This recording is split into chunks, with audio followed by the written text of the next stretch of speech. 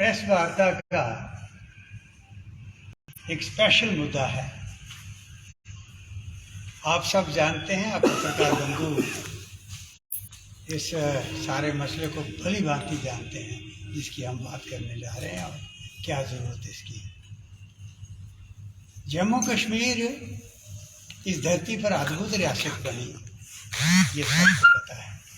हमारे बुजुर्गों ने किस तरीक़े से कैसे एक एक ज़र्रा ज़र्रा जोड़कर इस खूबसूरत रियासत को इस धरती पर बनाया, ये भी आप और इसको चलाने के लिए, बचाए रखने के लिए भी लोगों ने जो शहादतें दी हैं आज तक, आप जानते हैं। खासकर 47 के बाद क्या खेल खेला गया और बड़ा दरीना ये इशू था। हम मांग कर रहे थे कि वो हमारे योद्धा जिनकी वजह से जम्मू कश्मीर के अंदर शांति रही और दुश्मन का जो खेल यहाँ पर चल रहा था उसका मुकाबला, उससे कैसे बचा के रखा, उन लोगों की बात सामने तो आती है, उनका रोल तो सामने आता है, लेकिन कितने अच्छे ढंग से हम कर सके उसमें कमी रही। और बहुत सी बातें हैं, लेकिन एक बात जो उनको एक हौसला अफजाई के लिए उनको और उनके परिवारों को और उनके बाद जो आने वाले जितने वीर हैं उनके लिए वो थी कि जो बहादुरी करता था उसको एक इनाम के तौर पर स्पेशल फाइनेंशियल एड भी दी जाती थी, जिसको एन्युटी ग्रांट कहते हैं। वो मजाक था पूरे भारतवर्ष के अंदर जो एन्युटी दी जाती है वो और जम्मू कश्मीर में बहुत फर्क था।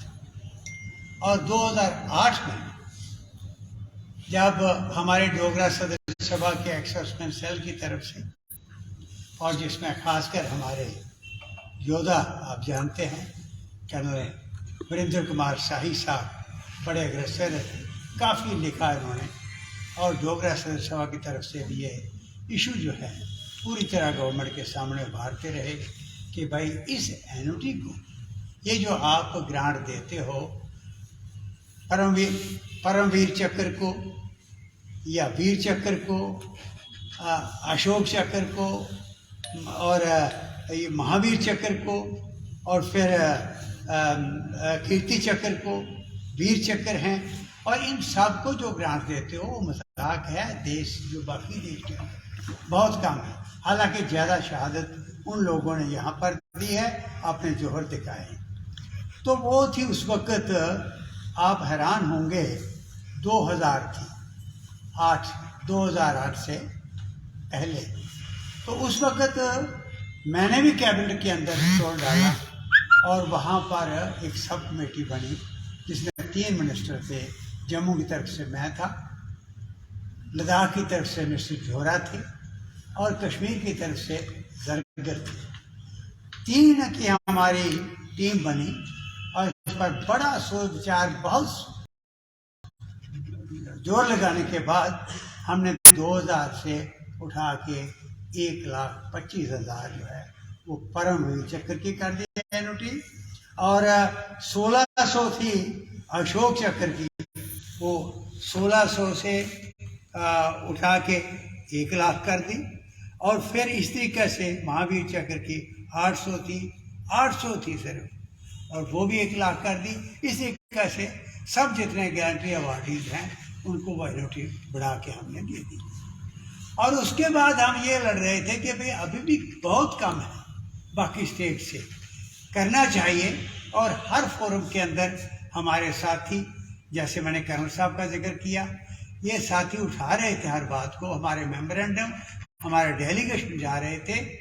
और हम आज खुश हैं कि कम से कम एक कदम और बढ़ा, और हम गवर्नमेंट के, यूटी गवर्नमेंट के धन्यवादी भी हैं, और उनको हम अप्रिशिएट करते हैं उसके स्टाफ को कि उन्होंने 1,25,000 से 1,75,000 परमवीर चक्र की कर दी, और अशोक चक्र की 1 लाख से 1,50,000 कर दी, तो तकरीबन 50,000 और कई जगह 25,000 की इन्हांसमेंट कर दी है। एक तो डोगरा सदर सभा और हमारे जितने यहाँ योद्धा बैठे हैं उन सब की तरफ से हम धन्यवाद कहते हैं मोदी सरकार का, एलजी गवर्नमेंट का, कि उन्होंने कम से कम एक थोड़ा सा, ये एक तोहफा, थोड़ा सा तो आगे कदम बढ़ाया, ये तोहफा दिया। इससे ये एक अच्छा मैसेज आएगा देशभक्त लोगों के लिए, ये अदरवाइज इनको पीछे छोड़ देता है। और दूसरी बात ये हुई कि जो शहीद हो जाते हैं उनकी जो विडोज़ हैं उनके लिए एक्स ग्रेशिया रिलीफ जो था वो इन्हें 5 लाख रखा। तो डोगरा सदर सभा के कई डेलीगेशन मिले, हमने ये मेमोरेंडम दिए, रिक्वेस्ट की और यहाँ सभा के अंदर मीटिंगों के अंदर छोड़ पड़ा जनरल काउंसिल के कि भाई कम से कम बाकी स्टेट के जितना नहीं तो कम से कम इनको 5 लाख से 25 लाख कर देना चाहिए उन विधवाओं के लिए जिनके पति शहीद हो गए हैं। ये एक्स रिलीफ जो है उनको मिलनी चाहिए। तो ये भी कदम उठाया गवर्नमेंट ने, उस मांग को मान लिया है और 5 लाख से 25 लाख हो गई।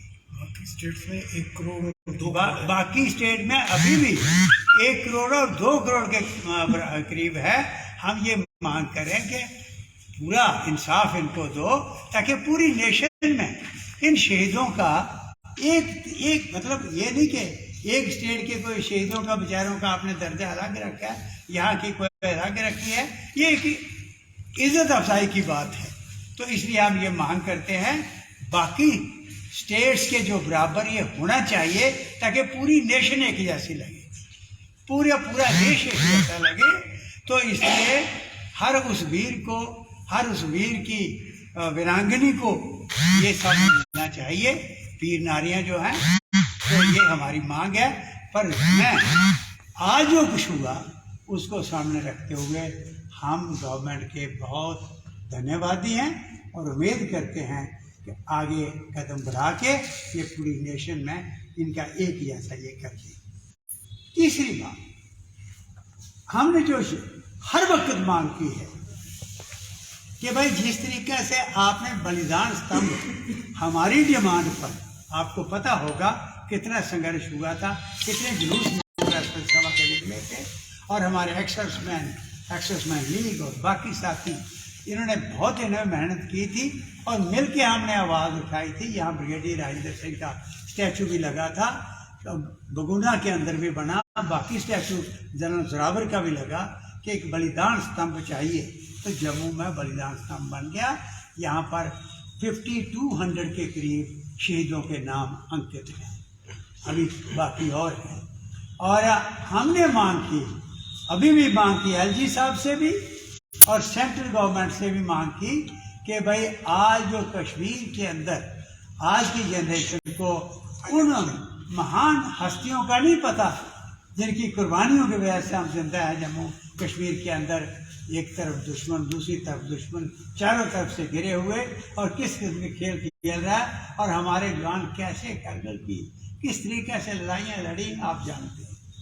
और उनकी यादगार कश्मीर में भी बने ताकि उन बच्चों को, उन संतानों को जिनको नहीं पता कि हम किसकी वजह से ये हैं, उनकी कहानियाँ सुने और वो ऐसा उनका एक मेमोरियल जो है, तकरीबन 5000 से ज़्यादा अभी तक शहीद हुए हैं पूरे हिंदुस्तान के हमारे योद्धा वहाँ कश्मीर को बचाने के लिए।